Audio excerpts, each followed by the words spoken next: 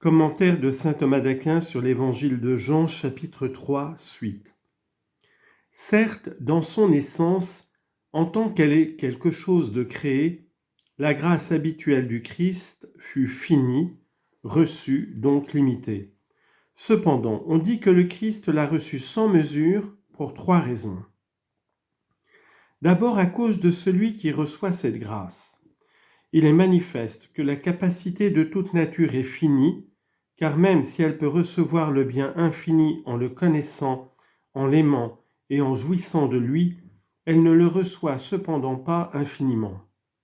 Chaque créature a, suivant son espèce et sa nature, une mesure déterminée de capacité, ce qui n'empêche pas que la puissance divine pourrait faire de cette créature une autre créature douée d'une plus grande capacité.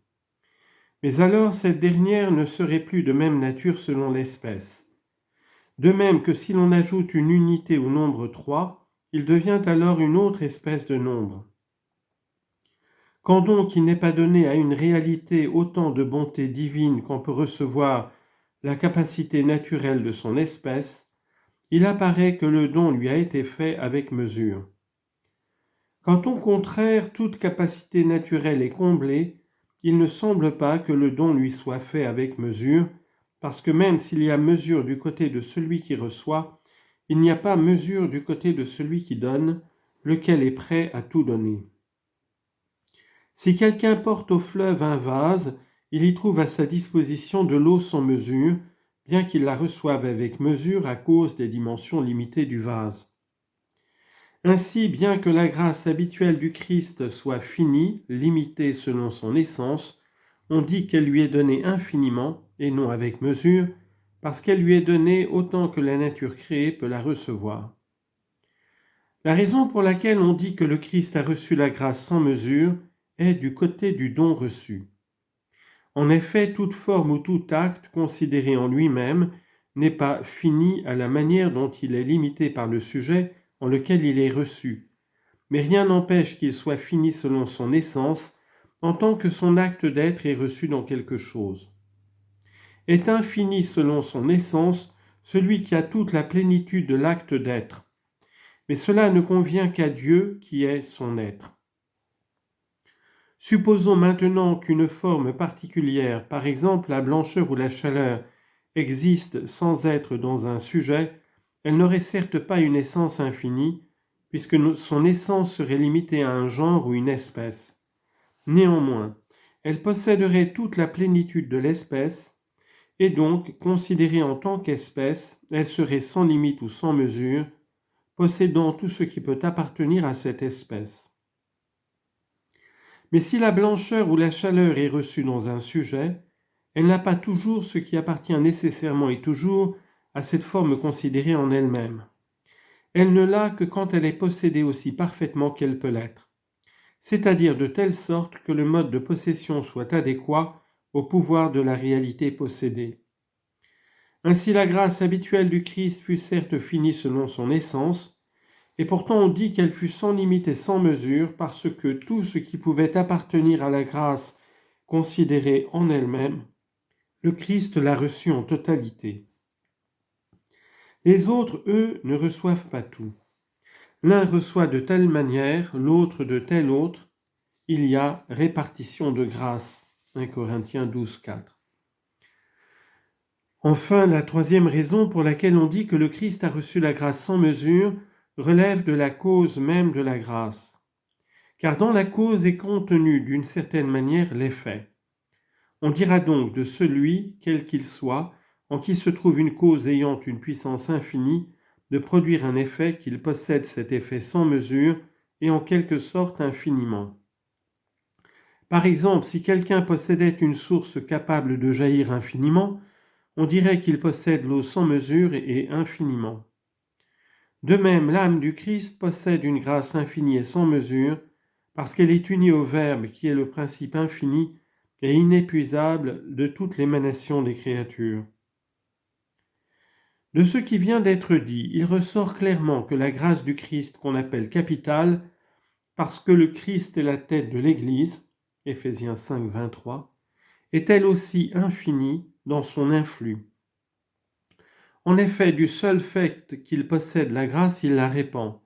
Et donc, parce qu'il a reçu sans mesure les dons de l'Esprit, il possède sans mesure la puissance de les répandre, de sorte que la grâce du Christ suffit non seulement au salut de quelques hommes, mais à celui des hommes du monde entier. Citation. Il est lui-même victime de propitiation pour nos péchés, non seulement pour les nôtres, mais aussi pour ceux du monde entier. 1 Jean chapitre 2 verset 2. On pourrait même ajouter « et de plusieurs mondes s'ils existaient ». Le Christ possède aussi la capacité qui convient pour annoncer la vérité divine, parce que tout est en sa puissance. Voilà pourquoi Jean dit « Le Père aime le Fils et il a tout remis dans sa main », ce qui peut se rapporter au Christ en tant qu'homme et au Christ en tant que Dieu, mais de deux manières différentes. Si ces paroles se rapportent au Christ selon sa nature divine, alors aime n'exprime pas un principe mais un signe, car nous ne pouvons pas dire que le Père donne tout au Fils parce qu'il l'aime, et cela pour deux raisons. D'abord parce que aimer est un acte de la volonté, alors que donner au Fils sa nature, c'est l'engendrer. Si donc c'était par sa volonté que le Père donnait au Fils sa nature, c'est la volonté du Père qui serait le principe de la génération du Fils, et par conséquent, le Père engendrerait le Fils par volonté et non par nature, ce que prétend l'hérésie arienne. En second lieu, parce que l'amour du Père pour le Fils est l'Esprit Saint. Si donc la raison pour laquelle le Père a tout remis entre les mains du Fils était son amour pour lui, le Saint-Esprit serait principe de la génération du Fils, ce qui ne convient pas. Il faut donc dire que aime implique seulement un signe, autrement dit, l'amour parfait dont le Père aime le Fils est signe du fait que le Père a tout remis dans sa main, c'est-à-dire tout ce que lui, le Père, a, citation, « Tout m'a été remis par mon Père », Matthieu chapitre 11, verset 27, sachant que le Père avait tout remis dans ses mains, Jean 13, 3. Mais si ces paroles se rapportent au Christ en tant qu'homme, aime exprime un principe. On veut dire alors que le Père a tout remis entre les mains du Fils, c'est-à-dire tout ce qui est au ciel et sur la terre. Citation. « Tout pouvoir m'a été donné au ciel et sur la terre. » Jean 28, 18. Dieu a établi son Fils héritier de toutes choses. Hébreux chapitre 1, verset 2. Et pour quelle raison le Père a-t-il tout remis au Fils ? Parce qu'il l'aime. C'est pourquoi Jean dit « Le Père aime le Fils », car c'est bien l'amour du Père qui est la raison de la création de toute créature. Citation. « Tu aimes tout ce que tu es, et tu ne hais rien de ce que tu as fait. » Sagesse 11, 25. L'Écriture nous parle de cet amour du Père pour le Fils. Citation. « Celui-ci est mon Fils bien-aimé, en qui j'ai mis ma complaisance. » Matthieu 3, 17. Dieu le Père nous a transférés dans le royaume du Fils de son amour, Colossiens 1, 13, c'est-à-dire de son Fils bien-aimé. Celui qui croit en le Fils a la vie éternelle, celui qui refuse de croire au Fils ne verra pas la vie, mais la colère de Dieu demeure sur lui. Par ces paroles, le Baptiste montre quel est le fruit de la foi, et cela en exposant d'abord la récompense de la foi, puis le châtiment de l'infidélité. La récompense de la foi est inestimable, c'est la vie éternelle. Jean le dit ici, et ce qui précède le montre. Si le Père a tout remis au Fils, c'est-à-dire s'il lui a donné tout ce qu'il a, et s'il a la vie éternelle, il a donc donné aussi au Fils d'être la vie éternelle. Comme le Père a la vie en lui-même, ainsi a-t-il donné au Fils d'avoir la vie en lui-même. Jean 5, 26. Ce qui convient au Christ en tant qu'il est le vrai Fils de Dieu par nature. Citation. « Afin que nous soyons en son vrai Fils Jésus-Christ, c'est lui le véritable Dieu et la vie éternelle. » 1 Jean 5, 20. Celui qui croit en lui a ce vers quoi il tend, c'est-à-dire le Fils lui-même en qui il croit. Et parce qu'il est lui-même la vie éternelle, celui qui croit en lui a la vie éternelle. Citation. « Mes brebis écoutent ma voix, et moi je leur donne la vie éternelle. » Jean chapitre 10, versets 27 et 28.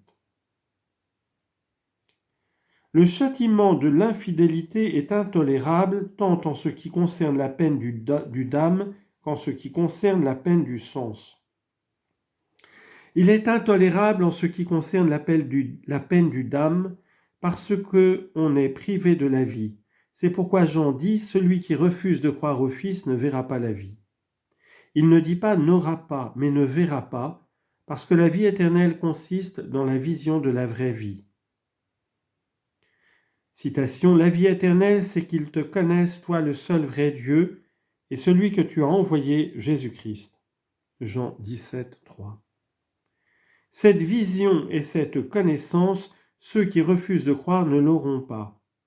L'impie, dit le livre de Job, ne voit pas couler les ruisseaux d'huile, les torrents de miel et de laitage. Job 20, 17. C'est-à-dire la vie éternelle. Et Jean dit ne verra pas, parce que voir la vie elle-même est la récompense propre de la foi formée. Le châtiment de l'infidélité, du rejet de la foi, est également intolérable en ce qui concerne la peine du sens, parce qu'on est lourdement puni. C'est pourquoi Jean dit « La colère de Dieu demeure sur lui ». L'Écriture en effet parle de la colère de Dieu pour exprimer la peine dont il punit les méchants. Par conséquent, dire la colère de Dieu, le Père demeure sur lui, c'est-à-dire, il ressentira la peine venant de Dieu le Père. Et bien que le Père ait remis au Fils tout jugement, Jean 5, 22, le Baptiste attribue cependant cela au Père dans le dessein d'amener par là les Juifs à croire au Fils. Et de ce jugement, il est dit qu'il est terrible de tomber aux mains du Dieu vivant. Hébreux 10, 31.